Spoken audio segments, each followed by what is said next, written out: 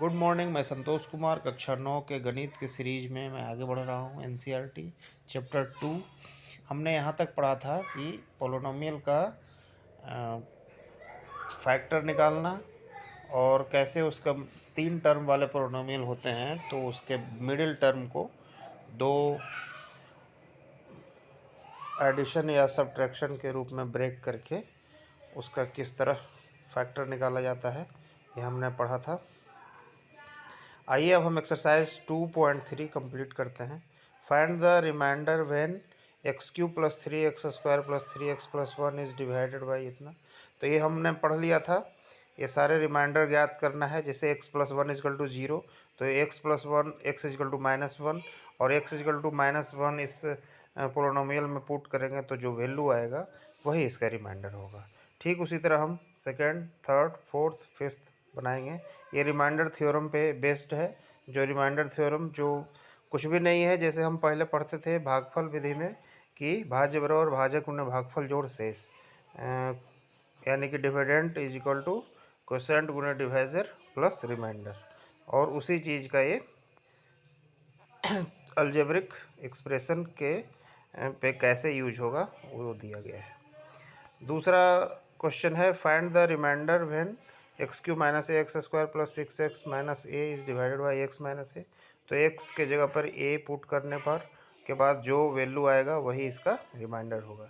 जैसे यहाँ पे क्या आएगा, a³ - a × a² तो हो जाएगा a³। तो a³ से a³ कैंसिल हो जाएगा, एक प्लस में एक माइनस में। तो प्लस 6 a है तो 6a हो जाएगा। तो 6a - a यानी कि 5a इसका आंसर हो जाएगा। Second question. थर्ड क्वेश्चन देखते हैं। Check whether 7 + 3x is a factor of 3x³ + 7x। अब 7 + 3x = 0 लिखेंगे तो x = -7/3 हो जाएगा और -7/3 यहाँ पे पुट करेंगे और जो वैल्यू आएगा वो इसका तो रिमाइंडर हो गया। अगर रिमाइंडर 0 आ जाए इसका मतलब है कि ये इसका फैक्टर है। चलिए आगे बढ़ते हैं। तो आगे हम लोगों ने सब फैक्टराइजेशन मेथड पढ़ लिया था। इसके बाद हमने 3 टर्म का फैक्टर निकालना भी सीख लिया था, जिसकी चर्चा हमने अभी किया। मिडिल टर्म को ब्रेक करते हैं। तो एक्सरसाइज 2.4 देखते हैं। यहाँ पे है x³ + x² + x+1। इसका क्या करना है, determine which of the following polynomial has x+1 as a factor. तो x+1 यहाँ फैक्टर लेना है। तो x = -1 अगर रखेंगे और अगर 0 वैल्यू आ गया इसका मतलब है कि x+1 उसका फैक्टर है। तो x = -1 यहाँ पे रखेंगे तो x³ -1 हो जाएगा, x² +1 हो जाएगा और x जो है -1 है और 1 तो 1 है। तो -1 + 1 1 -1 + 1 यानी कि 0 हो जाएगा। तो फर्स्ट जो है इसका x+1 एक फैक्टर है। सेकंड चेक करेंगे इसी तरह। तो x⁴ है तो ये +1 हो जाएगा, x⁴ है -1 हो जाएगा, एक दूसरा +1 हो जाएगा, ये -1 होगा, लास्ट में 1 बच जाएगा। तो सेकंड का रिमाइंडर 1 बच रहा है, यानी कि x+1 इसका फैक्टर नहीं है। थर्ड वन देखेंगे तो x4 + 3x³ और इसी तरह करेंगे। इसमें 3 से गुना करना है, फिर इसमें 3 से गुना करना है और हम निकालेंगे। देख लेते हैं। तो -1⁴ तो 1 होगा, 3x⁴ तो ये हो जाएगा -3 और ये हो जाएगा 3x² मतलब +3, -3 + 3 कैंसिल हो जाएगा, फिर -1 + 1 कैंसिल हो जाएगा, 1 बच जाएगा। थर्ड भी का भी x+1 फैक्टर नहीं होगा क्योंकि रिमाइंडर 1 हो रहा है। फोर्थ आप खुद से बना लीजिए, ठीक उसी तरह है। Use the factor theorem to determine whether gx is a factor of px in each of the following case. इसमें क्या है कि use the factor theorem to determine. Factor theorem वही है कि x का वैल्यू रखेंगे और उसमें चेक करेंगे कि 0 आ गया तो फैक्टर है, 0 नहीं आया तो नहीं है। अब यहाँ पे gx x+1 है तो x की जगह पे -1 रखेंगे क्योंकि x+1 = 0, x = -1 और -1 देख करके यहाँ देखेंगे। ठीक जैसा हमने प्रीवियस बनाया वही है। थर्ड क्वेश्चन देखते हैं। Find the value of k if x - 1 is a factor of px। अब x - 1 अगर फैक्टर होगा यानी कि x की जगह पे 1 रखेंगे तो उसका रिमाइंडर 0 आना चाहिए। अब px = x² + x + k। यहाँ x की जगह पे 1 रखेंगे तो रिमाइंडर 0 करेंगे तो k का वैल्यू अपने आप निकल जाएगा। अब देखिए यहाँ पे x square plus x plus के, यानी कि 1 स्क्वायर प्लस 1 प्लस के इजकल टू 0। तो 1 स्क्वायर हो जाएगा 1 प्लस 1 2, 2 प्लस के इजकल टू 0, के इजकल टू -2। ठीक इसी तरह सेकंड थर्ड फोर्थ भी बन जाएगा। फैक्टराइज, इसको 3 टर्म वाला है, इसको फैक्टर करना है। 3 टर्म में ध्यान रखना है, पहला टर्म एक्स स्क्वायर का होना चाहिए, दूसरा एक्स का होना चाहिए, तीसरा कांस्टेंट होना चाहिए। अगर इस क्रम में नहीं है तो हम उसको उस क्रम में सजा लेंगे, तब ये नियम लगा सकते हैं। फर्स्ट को थर्ड से मल्टीप्लाई करेंगे और बीच वाले को ध्यान में रख के उसको ब्रेक करेंगे। जैसे 12 है यहाँ पे, तो 12 को 1 से मल्टीप्लाई करेंगे तो 12 आएगा, और यहाँ बीच वाला -7 है तो -7 लाना है। 12 को -7 लाना है, तो 6 2 जा 12 होता है, लेकिन 6 और 2 को जोड़ेंगे तो भी नहीं आएगा, घटाएंगे तो भी -7 नहीं आएगा। अब 4 3 जा 12 होता है, 4 और 3 -7 होता है, तो इसको ब्रेक करेंगे। 12x square -4x -3x plus 1। अब दो दो कॉमन ले लेंगे तो इसमें हमें एक कॉमन फैक्टर मिल जाएगा, उसको निकाल लेंगे और हो जाएगा। ठीक उसी तरह सेकंड वन है 2x square plus 7x plus 3, 3 2 जा 6 आएगा। 6 को ब्रेक करेंगे तो 6 1 जा 6 होता है, और 6x प्लस 1x, मतलब x लिख देंगे, तो ये हो जाएगा 2x square plus 6x plus x plus 3। अब एक फैक्टर इसका x प्लस 3 हो जाएगा और दूसरा फैक्टर वो निकाल देंगे common factor. 6x square plus 5x minus 6 है। 6 6 जब 36 होता है और 5 में ब्रेक करना है। 36 को 5 में कैसे ब्रेक करेंगे? 18 दूनी 36 होता है, नहीं होगा। तो 36 9 4 जा 36, 9 और 4, 9 में से 4 गया 5 हो जाएगा। 6x square plus 9x minus 4x minus 6 लिखेंगे और इसको ब्रेक कर देंगे, जो कि हम 8वीं कक्षा में भी हम अलजेब्रा में पढ़े होंगे। फोर्थ में है 3x square minus x minus 4। अब 4 3 जा 12, 12 को -1 लाना है। 12 -1 कैसे आएगा? तो 12 4 3 जा 12 और -4 और +3 -1 हो जाएगा। तो 3x square -4x plus 3x -4 करेंगे, हो जाएगा। फैक्टराइज, इसको फिर से वही है, यहाँ q है तो यहाँ पे तो 4 टर्म है, तो 2 टर्म को आपस में लेंगे और 2 टर्म को आपस में लेंगे, तो अपने आप एक कॉमन फैक्टर हो जाएगा और ये इसका फैक्टर निकल जाएगा। अब जैसे x³ माइनस 2x स्क्वायर है, इसमें x स्क्वायर अगर कॉमन ले लिया हमने तो x माइनस 2 बच जाएगा। फिर यहाँ पे -1 कॉमन लेंगे तो x माइनस 2 बच जाएगा। x माइनस 2 इसका कॉमन फैक्टर हो जाएगा और दूसरा फैक्टर निकाल के लिख देना है। ठीक है, इसी तरह सारा ये 4 तक बना लेना है। अगर कोई कन्फ्यूजन हो तो आप चैट बॉक्स में चैट करके दे सकते हैं, मैं उसको सोल्व करके आपको दूंगा। अब है अलजेब्रिक आइडेंटिटीज़। अलजेब्रिक आइडेंटिटीज़ हम किस लिए पढ़ रहे हैं? ये अलजेब्रा हम इसलिए पढ़ रहे हैं कि जैसे जोड़ घटाव गुणा भाग वाली क्रियाएं जब हम करते हैं, नॉर्मल समस्या जब हमारे जीवन में कुछ आएगा और उस तरह के चीज़ें जो नेचर में चल रहा है उसको, उस समस्या का सोल्व करना है, तो दो चीज़ जब एक दूसरे पर डिपेंड होते हैं, आधारित होते हैं, सब एक दूसरे से जुड़े होते हैं, तब उसके बीच अंतर संबंध को बारीकी से जानने के लिए हमें गणित की आवश्यकता होती है। अब उसको जोड़ना घटाना गुणा भाग की क्रिया करने के क्रम में जो चीज़ हम सीख रहे हैं अभी, वो उसको जोड़ने घटाने के ऊपर ही है। अब हम अलजेब्रिक आइडेंटिटीज़ में दो चीज़ों को गुणा जोड़ घटाव यही बस सीखना है, ज़्यादा कुछ नहीं है। अब देखिए x प्लस वाई के होल स्क्वायर है, इसका मतलब क्या है कि x प्लस वाई को x प्लस वाई से गुणा करना है। अब x प्लस वाई को x प्लस वाई से गुणा करेंगे तो x square plus 2xy plus Y square आएगा, क्योंकि x plus y into x plus y लिखेंगे। अब x के साथ x प्लस वाई को करेंगे, फिर प्लस वाई के साथ x प्लस वाई को करेंगे, तो x square plus X Y plus X Y plus Y square आ जाएगा। तो एक्स वाई 2 बार आएगा, एक्स वाई और बाई एक्स एक ही है, तो उसको 2xy लिख देंगे। अब ये हो जाएगा x square plus 2xy minus और प्लस बाई स्क्वायर। ठीक उसी प्रकार x माइनस वाई को x माइनस वाई से अगर हम करते हैं तो क्या होता है? तो same to same x minus y into x minus y करेंगे और x into x minus y हो जाएगा, फिर माइनस वाई से एक्स माइनस वाई का होगा। और इस क्रम में क्या होता है कि एक्स वाई और बाई एक्स 2 बार आता है, minus x y minus y x आता है और उसको -2xy हम लिख देते हैं। अब x square minus Y square, अब सोचिए इन दोनों को अगर घटाएंगे तो क्या होगा?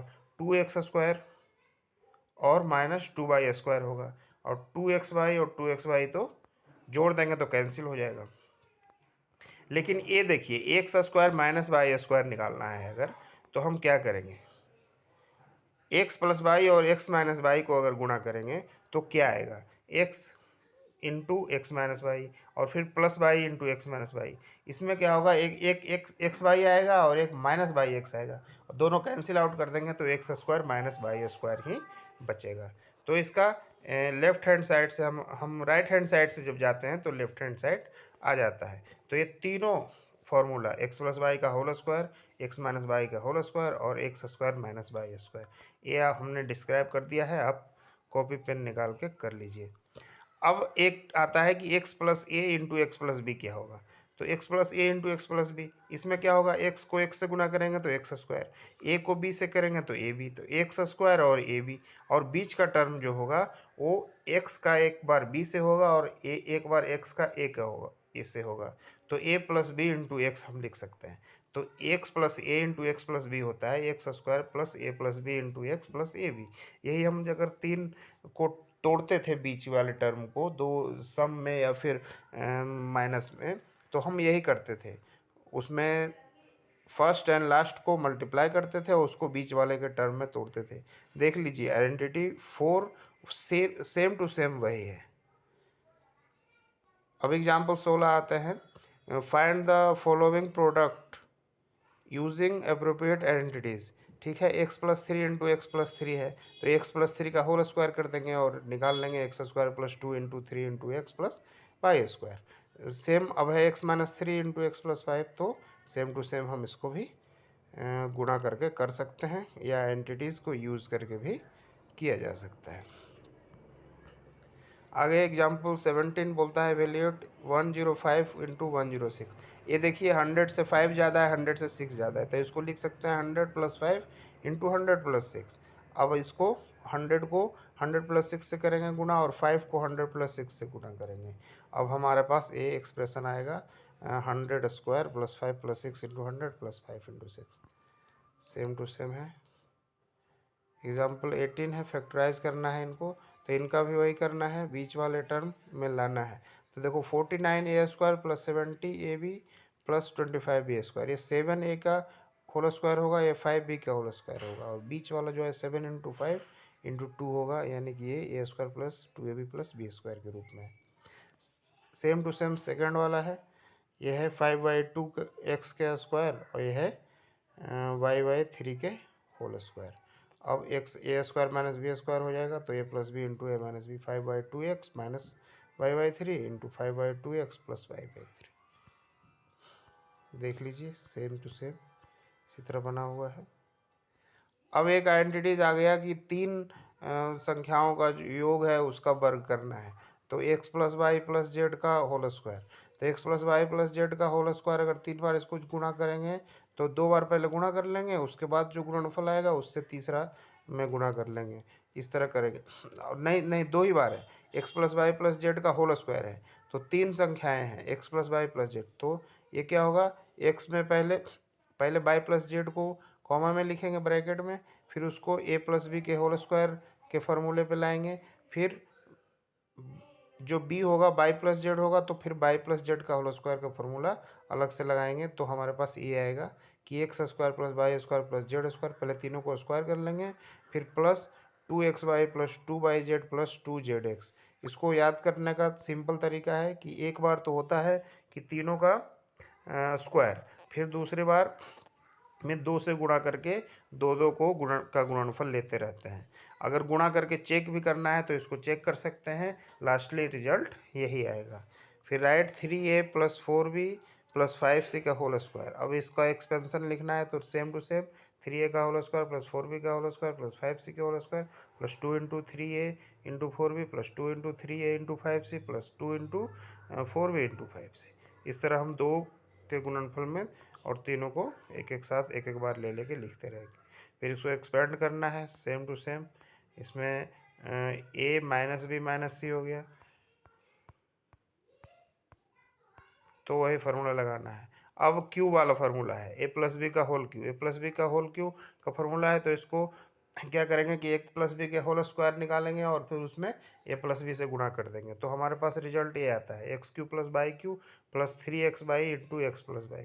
आप करके देख सकते हैं। एक्स माइनस बाई का होल क्यू रहेगा अगर, तो इसमें एक्स प्लस बाई की जगह माइनस बाई रखने पे हमारे पास रिजल्ट ये आता है कि x Q minus by Q minus 3x/, into x minus by.